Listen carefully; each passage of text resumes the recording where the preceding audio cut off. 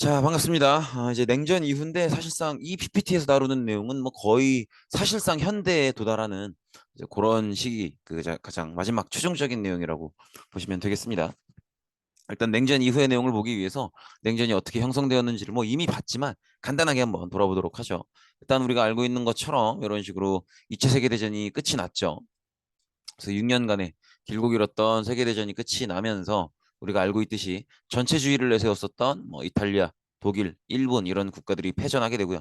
그다음에 연합국이 고생 끝에 승리하게 되죠. 그래서 연합국에 해당하는 나라들 보면 미국, 영국, 프랑스, 소련 이런 나라들이 있고, 그리고 추가적으로 이제 한국이 이 시기에 일본이 무너지면서 일본의 식민지였던 한국이 독립하게 되고, 그리고 또 우리가 앞서서 봤던 것처럼 북한은 사회주의, 남한은 자본주의 이렇게 분열되게 되죠. 그리고 독일도 동독, 서독 이렇게 서독은 자본주의, 동독은 사회주의 이런 식으로 분열되게 됩니다. 그리고 우리가 앞 페이지에서 봤던 것처럼 점점점 이렇게 냉전, 이렇게 동서 간의 갈등, 이런 민주주의와 사회주의 간의 갈등, 미국과 소련 간의 갈등이 심해지면서 이렇게 유럽도 지금 보고 계신 것처럼 서쪽과 동쪽 간의 어떤 갈등이 심해지기 시작하죠. 그래서 이렇게 여러분들이 보고 계신 화면에 파란색에 해당하는 국가들이 이제 미국 중심의 자본주의권 국가들이라고 볼 수 있겠죠.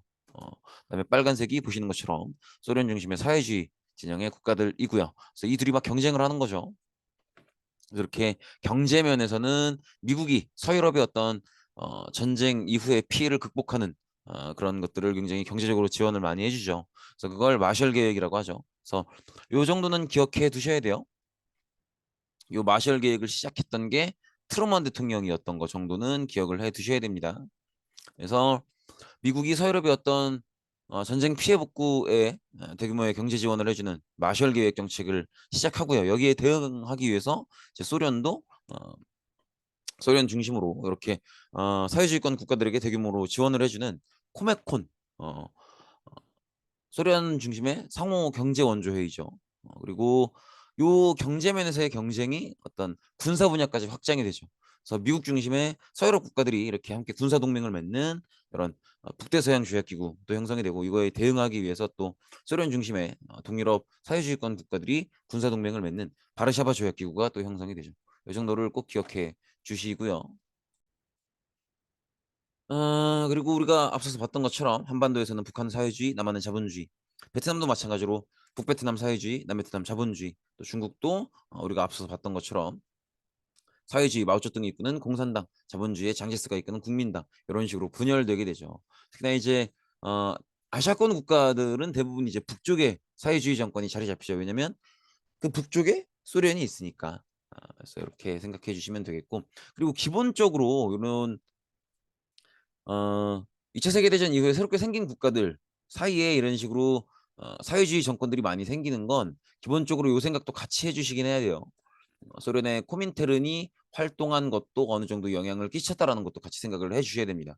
코민테른 기억나실 거예요. 커뮤니즘 인터내셔널. 그래서 소련이 이제 레닌에 의해서 소비에트 정권이 성립되고 나서 이 사회주의를 전 세계로 퍼뜨리기 위해서 만들어진 기관이 코민테른이었죠. 이 코민테른 조직에서는 주로 이제 당시에 식민지 상태에 있었던 국가들의 독립운동가들을 지원을 해줬죠. 그 결과가 이거라고 보시면 되겠습니다. 그리고 이제 냉전이 심해지면서 사회주의권 또 민주주의권 각각 세력을 키워나가기 시작하죠. 그래서 이렇게 이걸 다 외우실 필요는 없지만 그냥 큰 틀에서 빨간색 글씨는 사회주의권의 소련이 세력을 키워나가는 과정이고, 또 파란색 글씨는 자본주의권 국가들이, 미국 중심의 자본주의권 국가들이 그에 대응해서 세력을 키워나가는 모습이다. 이렇게 봐주시면 될 것 같아요. 그래서 사회주의권은 이렇게 2차 세계대전이 끝나자마자 1946년에 그리스가 또 사회주의화 되고요. 1948년에 이제 체코가 또 강제적으로 공산 정권이 성립되게 되고요. 어, 그다음에 1949년에 중국이 또 공산화되는, 그래서 국민당이 공산당과의 어떤, 이걸 국국내전이라고 하죠. 이 내전에서 패배하면서 국민당을 이끄는 장제스가 대만으로 도망가는, 그래서 대만을 이제 차지하고 통치하는 그런 모습을 보이기도 하죠.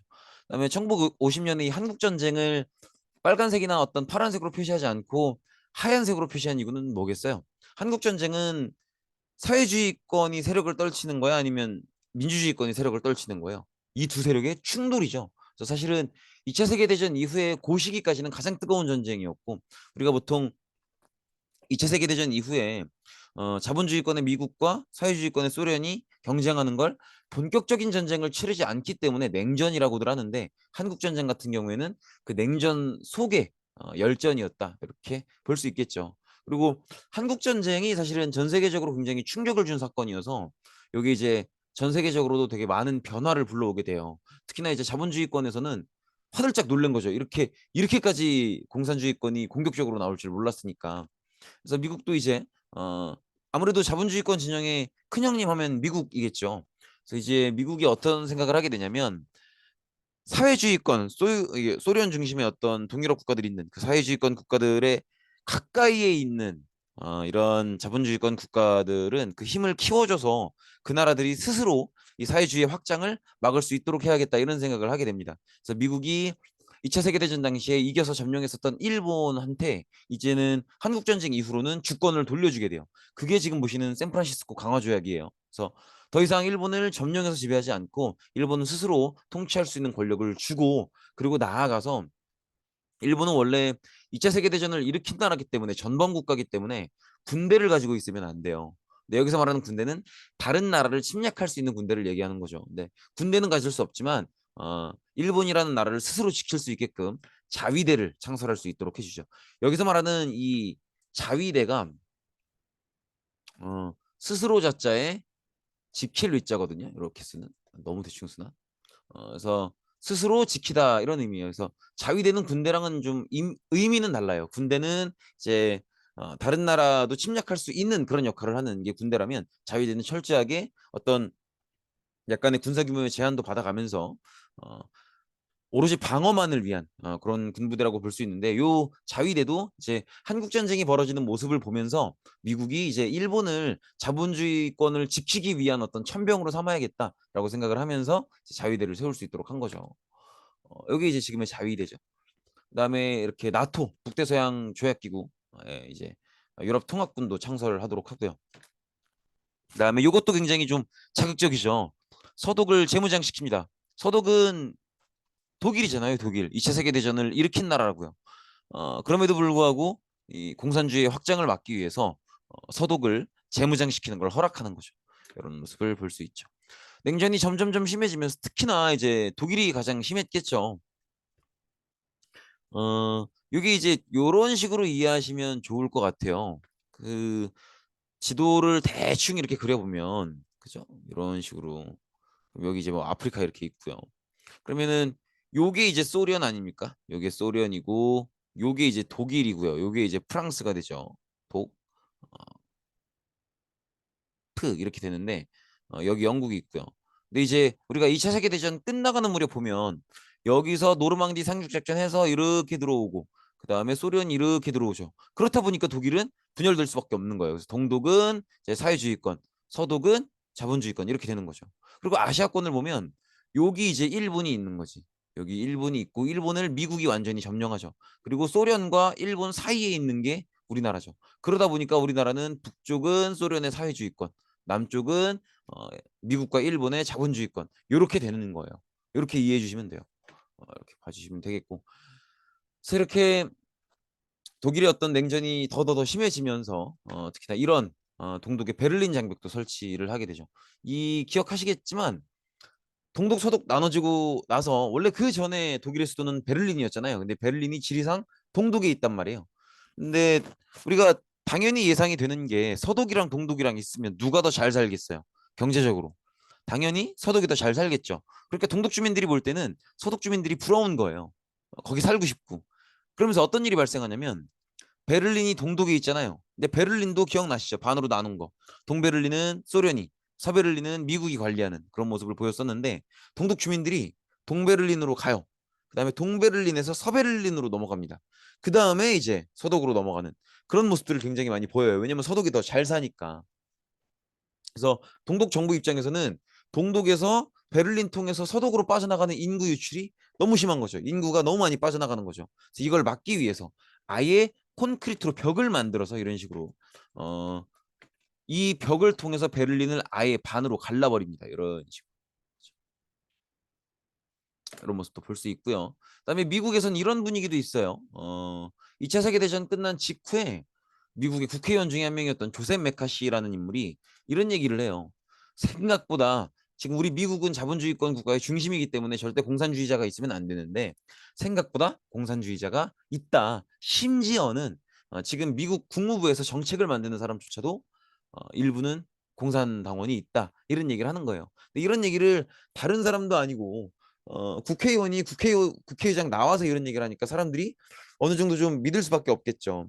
그러면서 미국 사회에서 뭐가 생기기 시작하냐면 막 서로 서로를 의심하는 분위기가 생기기 시작해요. 너 빨갱이 아니야? 네가 그 조세 메카시가 얘기했던 그 빨갱이가 너 아니야? 막 이런 식이 되고 그리고 심지어는 누가 봐도 저 사람은 공산주의자가 아니에요. 근데 내가 개인적으로 저 사람을 싫어해. 그러면 그 사람이 공격받게 만들기 위해서 그 사람을 막 사회주의자로 몰아가고 그런 모습들도 보이기 시작합니다. 그래서 이제 어떤 공산주의에 대한 극도의 혐오감, 그다음에 서로를 되게 공산주의자라고 의심하고 몰아세우게 만드는 그런 분위기. 그런 게 메카시즘이고 이런 메카시즘은 우리나라에도 영향을 끼쳐요. 그래서 왜 우리나라 보면 어 이제 독립하고 나서 박정희 전두환 거치면서 꽤 오랜 세월을 군부 독재에 시달리잖아요. 근데 이제 그 군부 독재에 저항하는 걸 민주화 운동이라고 하죠. 근데 이제 군부 독재의 정권 담당자들이 권력자들이 민주화 운동을 하는 사람들을 잡아들이면 어떻게 하냐면 어떤 식으로든 고문을 해서 이 사람을 사회주의자로 만들어 버리는 거죠. 그래서 그런 일들을 많이 벌였었죠. 근데 그런 것들도 이제 메카시즘의 어떤 일종의 모습이다. 그렇게 얘기할 수 있다는 거죠. 그 정도 받으시면 되겠고. 그리고 가장 이제 냉전이 극도로 심했던 건 사실은 우리 한국 전쟁 이후에는 요 문제였어요. 쿠바 문제였는데 쿠바는 기본적으로 섬나라예요. 섬나라인데 위치가 어디냐면 미국 바로 아래에 있습니다. 여기가 쿠바예요. 근데 이 땅이 이 두 인물 체게바라와 피델 카스트로에 의해서 어, 공산화됩니다. 공산혁명이 발생한 거죠. 이 인물이 지금 보시는 인물이 체게바라고요. 인물 되게 특이한 인물이라서 기본적으로 쿠바 사람도 아니에요. 아르헨티나 사람인데 또 직업도 의사예요. 근데 이제 본인이 공산주의가 올바른 사상이다라고 믿고 공산주의화 시킬 수 있는 나라를 찾아서 쿠바로 와서 혁명을 했던 거죠. 그리고 그 혁명 동료가 지금 보시는 피델 카스트로입니다. 근데 또 이 체게바라는 자기는 혁명을 위한 남자다 이러면서 이제 쿠바 혁명을 성공시킨 뒤로는 또 다른 나라로 가요. 아프리카에 있는 나라로 가서 거기에 공산주의 혁명을 시도하다가 그때는 붙잡혀서 죽게 됩니다. 그리고 피델 카스트로는 쿠바에 남아서 오랫동안 거의 2010 몇 년까지 쿠바를 오랫동안 통치했었죠. 어쨌든 쿠바가 이렇게 공산화되니까 이 의미는 쿠바가 소련의 영향권 안에 들어간다는 거잖아요. 그러니까 미국 입장에서는 자기네 바로 코 밑에 바로 아래 쿠바가 이제 공산화돼서 소련의 어떤 꼬붕으로 이렇게 있게 되니까 굉장히 미국 입장에서는 불편하겠죠. 그래서 미국이 어떤 조치를 취하냐면 아예 이렇게 해버려요. 보시면 이렇게 쿠바라는 섬나라를 보이시죠? 미군의 군함을 엄청나게 많이 보내서 이 쿠바라는 사람이란다. 쿠바라는 이 섬나라를 아예 이렇게 봉쇄해 버려요. 묶어버리는 거지. 이러면 이제 소련도 공산화된 쿠바를 이렇게 미국이 다 묶어버리고 괴롭히니까 마음에 안 들 거 아니에요. 그래서 소련이 쿠바에다가 이렇게 미사일 기지를 설치합니다. 근데 여기서 하나 생각을 해 두셔야 될 게 미국이 핵무기를 개발한 게 2차 세계대전 끝자락이죠. 1943년 4년 이렇단 말이에요. 근데 이제 그리고 몇 년 안 있다가 소련도 핵 개발에 성공해요. 그러니까 지금 요 상황에서는 이 쿠바 사태, 요 상황에서는 미국이나 소련이나 다 핵무기를 들고 있는 거예요. 그러면 소련이 쿠바에다가 이런 미사일 기지를 설치했어. 그러면 몰래 핵탄두만 들여와서 이 미사일의 머리죠. 탄두만 핵탄두로 갈아 끼면 뭐가 되는 거야? 핵미사일이 되는 거란 말이에요. 근데 쿠바는 미국 바로 아래 있잖아요. 그러면 이 쿠바 안에 있는 소련 미사일 기지의 사정권은 어떻게 되겠어? 미국 전토가 되는 거죠. 그래서 당시에 미국 대통령이었던 존 F 케네디가 이런 얘기를 해요. 지금 소련이 이렇게 우리 바로 아래 있는 쿠바가 공산화됐다고 해서 이 쿠바에다가 막 미사일 기지 설치하고 하는데 저거 아마도 핵 공격을 위해서 마련하는 것 같다. 이런 건 절대 용납될 수 없으니까 즉각 철수해라 이런 요구를 해요. 그래서 이런 요구를 하게 되고요. 소련 입장에서는 어, 우리가 이렇게 한 데는 이유가 있다 이거죠. 그래서 우리가 이렇게 한 건 니네가 쿠바를 해상 봉쇄하고 있고 언제든 침략할 수 있다라는 식으로 행동을 하니까 그렇게 하는 거다. 그러니까 너네도 빨리 절대로 쿠바를 침공하지 않겠다라는 약속을 너네 미국도 해라. 이런 얘기를 하는 거죠. 그리고 한 가지 요구를 더 해요. 뭐냐면 너네도 똑같은 짓을 하지 않았느냐. 그래서 사실은 미국도 터키에 미사일 기지를 이미 설치해 놓고 있었어요. 근데 그 터키가 여기거든요. 소련 바로 밑이거든. 그러니까 서로가 똑같은 짓을 하고 있었던 거예요. 근데 어쨌든 소련은 당시에 소련 대표였었던 프루시초프 서기장이 절대로 쿠바를 침공하지 않을 것, 그다음에 터키에 있는 미사일 기지를 뺄 것, 이 두 가지를 미국에게 요구를 합니다. 미국은 조금 불편하긴 하지만 결국 이 요구 사항을 받아들이면서 절대 쿠바를 침공하지 않겠다, 이걸 약속을 하는데, 사실 미국은 요것만 약속하고요. 터키에 있는 미사일 기지는 그건 그냥 내비둬요. 무시하는 거죠. 그러니까 사실 이건 소련이 손해본 장사기는 해요.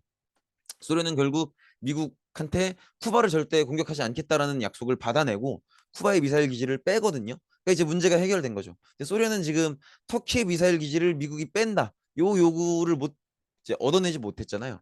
그러니까 사실은 소련이 어떻게 보면 손해 본 장사를 한 건데, 이제 이런 데서 우리는 느낄 수 있는 거예요. 소련이 바보라서 넘어간 게 아니고 소련도 이제는 이 길어진 냉전에 좀 지쳐 있는 그런 모습인 거예요.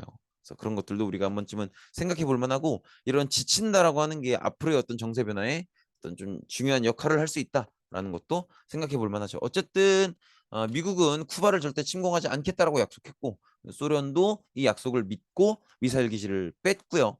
미국도 약속대로 쿠바의 해상 봉쇄를 해제하게 됩니다. 그리고 미국이랑 소련은 이제 우리가 어쨌든 서로가 핵무기를 가진 나라다라는 건 인정하고, 그리고 앞으로 무슨 일이 있어도 우리가 조금 뭐 이렇게 마찰이 있을 수도 있고 조금 사이가 안 좋을 수도 있고 어쩌다가 뭐 말다툼이 있을 수도 있지만 절대로 뭐는 사용하지 말자. 핵무기는 사용은커녕 실험도 하지 말자. 이런 약속을 하게 됩니다. 그리고 베트남은 우리가 알고 있는 것처럼 이런 식으로 북베트남의 사회주의 정권과 남베트남의 자본주의 정권이 싸우던 끝에 요 이제 미국이 참전을 하게 되죠. 미국이 참전했던 계기는 통킹반 사건이라는 사건이 있어요. 통킹반이라고 하는 게 이제 베트남의 해안가 중에 하나거든요. 베트남의 해안가 중에 하나인데, 이 통킹만이라는 이 바닷가 주변에서 미군 함정이 순찰을 돌고 있다가 베트남군에게 공격을 받았다고 합니다. 근데 나중에 사실은 시간이 많이 지나고 나서는 이 사건을 미국이 조작했다는 게 밝혀지기는 해요. 근데 어쨌든 미국은 어, 북베트남과 남베트남의 이런 경쟁, 이런 갈등, 여기에 미국이 개입하기 위해서 이런 사건을 조작하는 거죠. 그래서 미국이 지금 베트남군에게 북베트남군에게 공격받았다. 미국이 직접 공격을 받은 거기 때문에 미국도 가만히 있을 수는 없다. 이러면서 이제 미군이 베트남 전쟁에 본격적으로 직접 개입을 하게 되죠. 근데 이 미국이 베트남 전쟁에서 예상했던 것보다 너무 많이 고생을 해요. 일단 워낙 미군들이 경험했던 것보다는 훨씬 더 덥고 습하고 뭐 너무 밀림이고 막 이런 문제들도 있었고, 하여튼 여러 가지 이유로 미국이 굉장히 고전을 하게 됩니다. 근데 이게 미국 애들이 굉장히 베트남 가서 힘들게 싸우고 있다라는 게 잘 보도가 안 되고 있다가 종군 기자라고 하죠. 이렇게 전쟁 따라다니면서 취재하는 그런 기자들 중에 한 명에 의해서 이렇게 생각보다 미군이 너무 고생하면서 굉장히 쉽지 않은 싸움을 이어가고 있다라는 게 미국 국내 방송으로 알려지게 돼요. 그러면서 이제 우리가 베트남 전쟁을 더 이상 이어가지 말자라는 여론이 이제 생기는 거죠. 그래서 많은 미국 사람들이 그만 싸우자, 이제 베트남 전쟁과는, 그러니까 베트남 전쟁은 이쯤에서 끝내자라는 요구를 많이 하게 됩니다. 근데 미국은 기본적으로 민주주의 국가잖아요. 그러면 미국의 실제 군사력이 어떻든 간에 지금 이기고 있든 지고 있든 실제로 군사력이 세든 약하든 간에 미국은 민주주의, 국민이 주인인 나라니까 이 국민들이 이 전쟁을 지속해 나가는 거에 대해서 공감하지 못하고 동의하지 않으면, 그러면 미국은 아무리 군사력이 세고 해도 이 전쟁을 이어갈 수가 없죠. 그래서 미국 내에서 이렇게 베트남 전쟁을 이제 그만둬야 된다, 이런 반전 운동이 심해지면서 결국 미국도 철수하게 됩니다. 이런 모습을 볼 수 있고, 그다음에 이런 얘기가 나오죠. 제3세계의 형성, 이런 얘기가 나오는데 지금 지도 보시면 딱 보이실 거예요. 지금 초록색이 퍼스트 월드 이렇게 되어 있는데 보시면 미국 들어가 있는 거 딱 보이시죠? 그래서 자본주의권 국가들이다 이렇게 볼 수 있고, 그다음에 세컨드 월드에서 노란색, 겨자색 이렇게 되어 있죠. 저 나라들은 아무래도 사회주의권 국가들이겠죠. 그다음에 이제 서드 월드, 세 번째 세계인데 보시면 대체로 아메리카, 아프리카, 아시아 이 지역에 몰려 있는 게 보일 거예요. 근데 이 제3세계가 형성됐다는 건 어떤 의미냐면 이런 거예요. 지금 빨간색으로 색칠되어 있는 나라들이 대부분 2차 세계대전 이후에 독립을 하는 나라들이거든요. 근데 이 나라들이 요걸 보고 화들짝 놀래요. 뭐냐면 요거예요. 한국전쟁. 한국전쟁을 가만 생각해 보면 한국전쟁을 치르면서 북한 사람들 많이 죽었어요? 조금 죽었어요? 많이 죽었잖아요. 남한도 마찬가지고. 남한도 많은 사람들이 죽었단 말이야. 근데도 전쟁은 끝나지 않았죠. 그러면 이제 2차 세계대전 끝나고 막 독립해서 막 새로운 국가를 만드는 아프리카나 아메리카나 아시아 국가 사람들이 볼 때는 한국 전쟁을 보면 북한을 따라야 살아남는 거예요. 즉 사회주의를 따라야 살아남는 거예요. 아니면 남한의 자본주의를 따라야 살아남는 거예요. 그게 안 보이죠. 너무 많은 사람들이 죽었고 그리고 여전히 끝나지 않은 전쟁이니까. 그래서 이 전쟁을 지켜보면서 2차 세계대전 이후에 독립한 요 빨간색에 해당하는 나라들이 무슨 생각을 하냐면 어느 한쪽 편에 서는 건 다른 쪽의 공격을 받을 수 있다는 얘기이기 때문에 어차피 위험하다. 그러니까 우리 아시아, 아프리카, 아메리카 이렇게 2차 세계대전 이후에 독립한 나라들은 어느 편도 들지 않겠다라는 그런 결론을 얻게 됩니다. 그래서 이 제3세계에 해당하는 국가들이 자기들끼리 이렇게 몇 차례 회의를 거치기도 해요. 콜롬보 회의, 반둥 회의, 비동맹 회의 이런 것들을 거치면서 어, 우리 제3세계 국가들은 공산주의도 민주주의도 지원하거나 그러지 않겠다. 동맹을 맺지 않겠다. 그래서 우리는 어느 쪽 편에 들지 않고 우리의 길을 가겠다. 이런 이제 모습을 보이기도 하죠. 사실은 이런 모습을 보인다는 것 자체가 어떤 냉전의 긴장감을 조금 완화시켜주는, 그러니까 좀 약화시켜주는 그런 모습을 보이는 거기도 하죠. 그다음에 이제 유럽인데요. 유럽은 뭐 간단해요. 사실은 원래 우리가 그동안 오랫동안 역사 배웠던 거 생각해 보면 대륙 단위로는 너무 오랜 기간 동안 유럽이 제일 셌잖아요. 근데 이제 유럽 입장에서는 언제부턴가 원래는 유럽 애들이 제일 셌는데 언제부턴가 미국 아니면 소련 선택을 해야 되고 선택을 했으면 그거에 이제 따라야 되는 그런 분위기가 생기고 유럽은 이제 국제사회에서 조금 말에 힘이 떨어지는 좀 약해진 그런 모습을 보인다는 거죠. 이게 마음에 들 리가 없겠죠. 근데 이제 아무래도 유럽 안에 있는 개별 국가들이 미국이나 소련을 상대하기는 어렵잖아요. 그러니까 이제 프랑스가 먼저 이 얘기를 꺼내요. 우리가 우리의 어떤 외교적인 위치나 이런 것들을 미국이나 소련한테 밀리지 않으려면 우리가 힘을 합쳐야 된다는 얘기를 하는 거죠. 그래서 프랑스의 제안을 시작으로 유럽 연합이 형성되기 시작합니다. 그래서 이렇게 유럽 연합이 형성되고요. 그래서 이 유럽 연합은 지금까지도 잘 운영이 되고 있고. 그래서 원래 옛날에는 돈도 프랑스는 프랑, 뭐 독일은 마르크 이렇게 각자의 화폐를 썼잖아요. 근데 지금은 보고 계신 것처럼 이렇게 유로화라는 화폐를 어느 유럽 지역에서나 공동으로 사용하고 있죠. 이런 모습도 볼 수 있고요. 그다음에 영국은 이 연합에서 탈퇴하게 돼요. 왜냐면 영국 같은 경우에는 섬나라기도 하고요. 대륙에 있는 국가들이랑 문화나 아니면 무역 관계 이런 것들이 잘 안 맞아요. 그래서 영국은 먼저 탈퇴를 하게 됐죠. 이런 모습도 볼 수 있고 어쨌든 이런 식으로 조금씩 해빙의 시대 그 뭔가 이렇게 치열했던 맹전의 분위기가 조금씩 수그러들기 시작합니다. 일단 소련도 우리가 이걸 어디서 느낄 수 있냐면 아까 얘기했던 것처럼 쿠바 미사일 기지 사태 때 미국한테 터키에 있는 군사 기지를 빼달라고 요청했다가 그게 안 먹히죠. 안 먹히는데도 불구하고 프루시초프는 그냥 받아들이고 이제 쿠바에 있는 미사일 기지를 철수하기 시작하잖아요.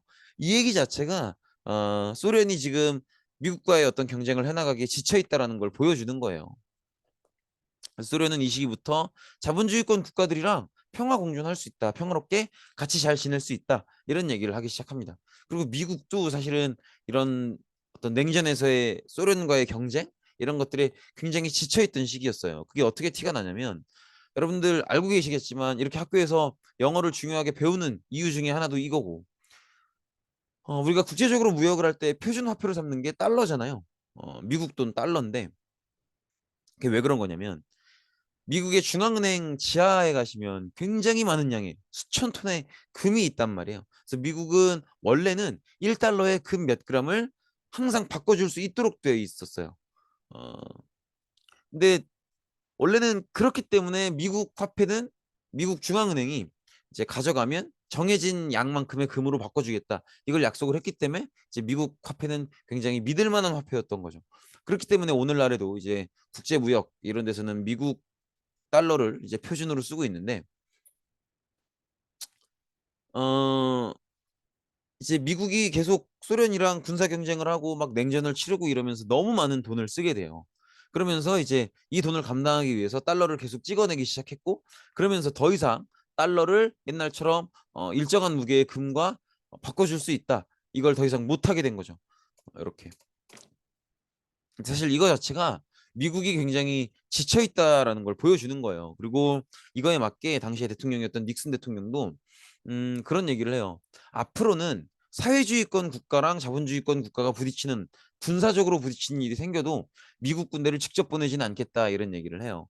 어, 이 얘기는 소련을 공격할 생각이, 소련과 싸울 생각이 없다는 거죠. 그래서 어쨌든 소련과 미국 둘 다 이제 냉전이 시작된 지 너무 많은 기간이 지났고, 지금 닉슨 독트린 나오는 게 1969년이라고 나오죠. 근데 우리가 2차 세계대전 끝나는 게 1945년이니까 벌써 24년이 지난 거잖아요. 그러니까 이제 너무 긴 시간 동안 냉전 경쟁을 해왔기 때문에 두 나라 다, 소련과 미국 둘 다 지쳐 있는 상태인 거죠. 그래서 점점점 평화 공존할 수 있다. 생각이 다른 것뿐이지 어, 안 싸우고 잘 지낼 수 있는 거 아니냐. 이런 분위기로 가는 거죠. 그동안의 냉전에 지쳐 있었으니까. 그리고 이런 것들을 가장 잘 보여준 장면이 이거예요. 1971년이 되면 일본에서 이제 세계 탁구 선수권 대회가 열리는데 여기에 이제 미국 대표팀도 참가를 해요. 근데 그 모습을 보고 중국이 이제 미국한테 이렇게 얘기를 해요. 다른 뜻 정말 없고 어, 대회 참석 때문에 일본에 이제 탁구 대표팀을 보내셨다고 들었는데 여기까지 아시아로 오신 길에 바로 가지 마시고 가까이 있는 중국도 한번 들러보셔라, 이런 얘기를 해요. 그래서 중국으로 오셔서 중국 탁구 선수들이랑 정말 재밌게 그냥 탁구 한 판 치고 그다음에 맛있는 중국 음식 대접받고 그러고 돌아가셔라, 이런 얘기를 중국이 미국에 제안을 합니다. 그래서 미국도 이 제안을 받아들여서 나고야 세계 탁구 선수권 대회에 참가하고 있었던 미국 탁구 대표팀을 그 대회 끝나면 중국으로 가도록 해요. 실제로 중국은 그 미국의 탁구 선수들을 굉장히 융숭하게 대접했다, 이런 표현을 하잖아요. 되게 잘 대접을 해주고, 그리고 실제로 탁구도 한 판 이런 식으로 치고요. 그다음에 탁구 끝난 다음에는 맛있는 중국 음식도 먹고 되게 퀄리티 좋은 호텔에서 재워주고 막 이렇게 해요. 그러니까 이런 것들이 다 화해하고 싶다라는 사인인 거죠. 그리고 덩샤오핑이 이제 집권을 했으니까 가능한 거고, 이런 모습들도 볼 수 있죠. 그리고 소련은 여기서 이제 결정적인 변화를 맞이하게 되는데 뭐냐면 요거예요.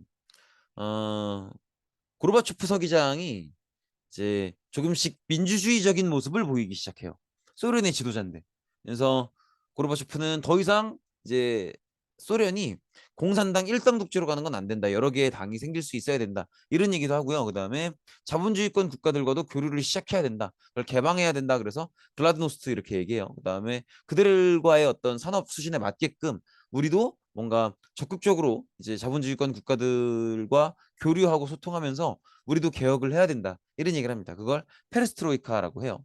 어쨌든 고르바초프가 갑자기 이런 식으로 막 사회주의 기존 국가에선 생각할 수 없는 막 공산당 일당 독재가 아니고 되게 여러 개의 정당이 들어서고 뭐 여러 나라들과 막 이제 기업 운영을 하고 이런 모습들을 보이게 되는 거죠.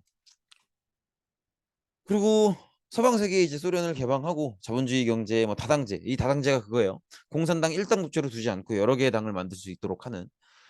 고르바초프가 이런 모습을 보이니까 특히나 결정적으로 이거요. 당시에 이제 미국 대통령이 부시 대통령이었는데 여러분들이 들어보셨을 그 이제 9.11 테러 때 대통령 있죠? 그분도 부시 대통령이잖아요. 그분의 아버지 대통령이에요. 우리 9.11 테러 때 미국 대통령은 조지 부시고요. 이분은 그 아버지인 고어 부시 대통령인데 어쨌든 고어 부시 대통령과 함께 냉전 종결을 선언합니다. 그래서 미국은 더 이상 소련의 적이 아니다. 이런 식으로 발표를 해버리죠. 이런 고르바초프의 어떤 갑작스러운 민주주의화 이런 것들에 반발해서 당시에 이제 공산당들이 갑자기 이제 쿠데타를 일으켜요. 그러니까 고르바초프가 너무 급격하게 민주주의화되고 자본주의화되고 이런 것들의 마음이 안 들었던 거죠. 이런 것들이.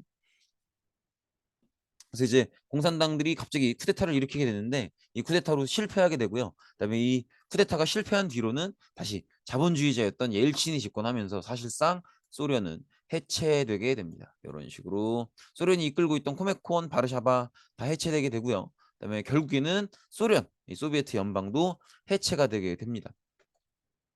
그래서 소련이 이제 우리가 알고 있는 러시아가 되는 거죠. 그리고 독일 같은 경우에는 서독이 굉장히 통일을 위해서 많은 노력을 해요. 그래서 여기서 말하는 동방 정책은 뭐냐면 이제 동독과 조금씩 친하게 지내기 위해서 노력을 하겠다 이런 얘기를 하는 거죠. 그래서 동독 포함 이제 공산권 국가들이랑 교류도 조금씩 시작하고요. 그리고 특히나 소련에서 고르바초프가 아까 우리 배웠던 것처럼 갑자기 소련의 지도자인데 갑자기 좀 자본주의화되고 민주주의화되는 모습을 보이니까 이제 동독도 여기에 좀 자극을 받아서 조금씩 자본주의화, 민주주의화 되기 시작하고 그다음에 서독이 굉장히 적극적으로 통일을 위해서 노력을 많이 합니다. 그러면서 이제 끝끝내 이 어떤 분단과 냉전의 상징이었던 베를린 장벽이 무너지게 되고요. 그러니까 이거 사람들이 부시는 거죠. 그러면서 서독이 이제 동독을 이제 그리고 소련을 대규모로 경제 지원을 해주면서 독일의 통일을 추진하는 거죠. 그래서 결국에는 이렇게 1990년에 독일 통일이 완성되었다라는 거 봐주시면 되겠습니다. 그래서 이분 헬무트 콜 총리라는 분에 의해서 동독과 서독을 합친 하나의 정부로 구성이 됐던 거죠. 어, 근데 여전히 그래도 이제 냉전 분위기가 완전 가신 건 아니라서 조금 남아있긴 한데 지금의 냉전 분위기는 이제 민주주의 대 사회주의다라고 하는 사상 갈등이기보다는 그냥 이제 어떤 파워 게임이죠. 우리 미국이 너네 중국보다 세. 뭐 이런 느낌인 거죠. 그래서 이런 식으로 중국과 미국도 여전히 갈등이 이어지고 있고요. 특히나 이제 미국은 러시아와도 좀 갈등이 계속 이어지고 있죠. 그래서 우리가 알고 있는 것처럼 최근에 이제 어, 우크라이나가 원래는 우크라이나가 소련권이었어요. 소비에트 연맹에 들어가는 나라였는데 이제 소비에트 연방이 해체되고 나서 소련이 해체되고 나서 우크라이나가 북대서양 조약기구로 가입을 하려고 해요. 근데 북대서양 조약기구는 미국이 이끄는 거잖아요. 그러니까 러시아 입장에서는 우크라이나는 원래 소련 함께 묶여 있던 나라고 그런 나라인데 그런 나라가 이제 미국이 이끄는 북대서양 조약기구에 가입을 하겠다고 하니까 우크라이나가 북대서양 조약기구에 가입해 버리면 러시아는 굉장히 고립되게 돼요. 이 고립을 해결하기 힘들어져요. 그래서 이걸 막기 위해서 이제 우크라이나가 공격을 했던 거죠. 그래서 이게 이제 올해 5월 달의 상황이라고 합니다. 네, 이런 식으로 전쟁이 이루어지고 있다. 이렇게 보시면 되겠고 이렇게 해서 시험 범위의 전 과정에 대한 진도를 모두 나갔습니다. 고생 많으셨고요. 전 여기까지입니다.